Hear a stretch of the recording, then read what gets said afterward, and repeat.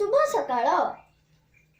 सर्वप्रथमे आपण मानू कार्तिक पूर्णमीर हार्दिक शुभेच्छा। मो रितेश कुमार साहू षष्ठ श्रेणीर छात्र। कार्तिक पूर्णमी पालन पछरे अनेक पौराणिक कहानी रही। सेथि मध्यरु आज मु आपण मानू गोटे कहानी कहबाको जाउछि। बहुत दिन तळर कथा। तारकासुर नामक एक राक्षसर तीनोटी पुत्र थिले। तारकाक्ष, विद्युमाली और कमलाक्ष।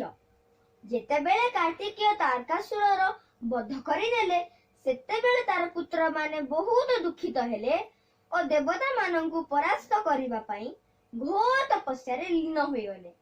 ब्रह्मा तांको तपस्या रे प्रसन्न हेले और तिनी भाईंकु वर मागिबाकु कहिले। सेमाने ब्रह्मांकु तांको पई तीनोटी नगर निर्माण करबाकु कहिले। सेठारु सेमाने आकाश मार्ग रे बुली सारा संसार को उपरे राजत्व करिवे।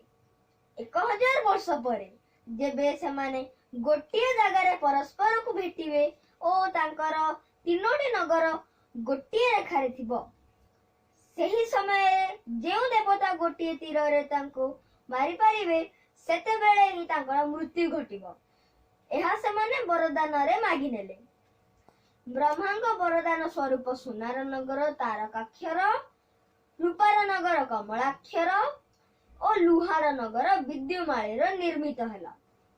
हेले सेमाने ब्रह्मांकर वरदान दुरुपयोग कले और तीनपुर रे हाहाकार मचई देले। एथिरे व्यथित होई देवता माने भगवान शिवंक ठारे तांको मारिबाकु गुहारी कले। विश्वकर्मा भगवान शिवंक पाई एक दिव्य रथर निर्माण कले। सूर्य और चंद्र रथर चक हेले। इंद्र, जम, वरुण और कुबेर सेही रथर घोड़ा हेले। हिमालय धनुष हेले। विष्णु स्वयं तीर हेले तो अग्निदेव तीरर अग्रभाग हेले।